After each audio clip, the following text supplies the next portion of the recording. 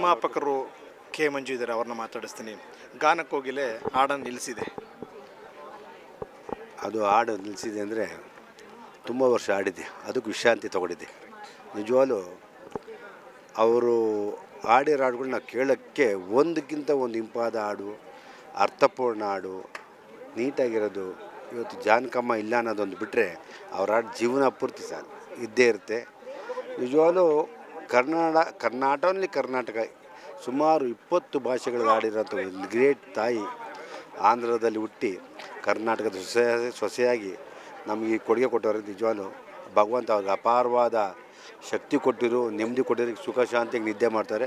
ಅವ್ರ ಆತ್ಮ ಚಿರಶಾಂತಿಯಾಗಿರಲಿ ಅಂತ ಹೇಳಿ. ನಮ್ಮ ಜೊತೆ ಯಾವ ರೀತಿ ಒಡನಾಟ ಇತ್ತು? ನಮಗೆ ನಿರ್ಮಾಪಕರ ಜೊತೆ ಒಡನಾಟ ಕಡಿಮೆ.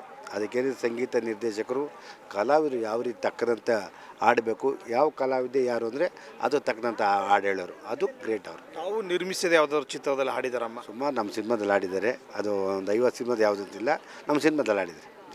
ಆಮೇಲೆ ಸುಮಾರು ಅವರು ನಮ್ಮ ಸುಮಾರು ಇತ್ತೀಚೆಗೆ ಅಂದರೆ ಸುಮಾರು 25 ವರ್ಷಗಳಿಂದ ಕನ್ನಡದಲ್ಲಿ ಕಡಿಮೆನೇ. ಅದಕ್ಕಿಂತ ಮುಂಚೆ ಎಲ್ಲ ಜಾನಕಮ್ಮ ಹಾಡುಗಳೇ ಇರೋದು. ಇವತ್ತಿನ ಕನ್ನಡ ಸಂಗೀತಕ್ಕೆ ಒಂದು ವಿಶೇಷ ಜೀವನ ಕೊಟ್ಟವರು ಅಮ್ಮ. ಆದರೆ ಎರಡನೇ ಮಾತಿಲ್ಲ, ಅದು ಮರೆಯೋಕ್ಕೆ ಸಾಧ್ಯನೇ ಇಲ್ಲ.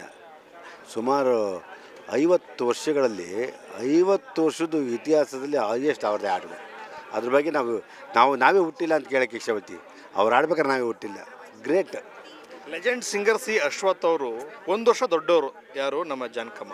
ಅವ್ರ ಕಾಲಿಗೆ ನಮಸ್ಕಾರ ಮಾಡ್ತಾರೆ ಅಶ್ವಥ್ ಸರ್. ಇವರೆಲ್ಲ ಸರಸ್ವತಿ ಪುತ್ರರು. ನಾವೆಷ್ಟು ಗೌರವ ಕೊಡ್ತೀವಿ ಅಷ್ಟು ಒಳ್ಳೆಯದು. ಅವ್ರ ಸ್ಥಾನಕ್ಕೆ, ಅವ್ರ ಜಾಗ, ಅವ್ರದ್ದು ಇದ್ದಂಥ ಇದಕ್ಕೆ ಅವ್ರು ಸರಸ್ವತಿ ಪುತ್ರರು. ಅವ್ರು ಯಾವಾಗಲೂ ಬೆಲೆ ಕೊಡೋದು ಧರ್ಮ. ಆಮೇಲೆ ಅವರೆಲ್ಲ ಗ್ರೇಟ್ ಲೆಜೆಂಡ್. ಇವರೆಲ್ಲ ಯಾವುದೋ ದೈವ ಶಕ್ತಿಗಳು ಅಂತ ಹೇಳಕ್ಕೆ ಇಷ್ಟಪಡ್ತಾರೆ. ಅಮ್ಮ ಯಾವಾಗಲೂ ಬಿಳಿ ವಸ್ತ್ರವನ್ನೇ ಹಾಕೊಳ್ತಿದ್ರು, ವಿಭೂತಿ, ದೈವ ಸ್ವರೂಪಿನಿ ಥರನೇ ಕಾಣ್ತಿದ್ರು. ಅವರು ಸ್ವಭಾವ ಅದು ನಾವು ನೋಡಿ ಕಲಿಬೇಕಷ್ಟೆ. ಅಂಥ ಮಹಾನ್ ಭಾವರು ನೋಡಿ ಕಲಿತ್ರೆ ನಮಗೆಲ್ಲ ಒಳ್ಳೆಯದಂತ. ಈ ಚಿತ್ರರಂಗಕ್ಕೆ ಶಾಕ್ ಮೇಲೆ ಶಾಕು. ಸರ್, ಪ್ರತಿಯೊಬ್ಬರು ಬಂದಮೇಲೆ ಹೋಗಲೇಬೇಕು.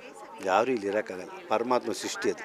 ಅದರಿಂದ ಇರೋ ಅಷ್ಟು ದಿನ ನಗ್ತಾ ಇರಬೇಕು. ಹೋದಾಗ ನಾವು ಚಿರಶಾಂತಿ ಇಲ್ದಾಗ ಅವ್ರಿಗೆ ಪ್ರಾರ್ಥನೆ ಮಾಡಬೇಕು ಒಳ್ಳೆಯದಾಗಿತ್ತು.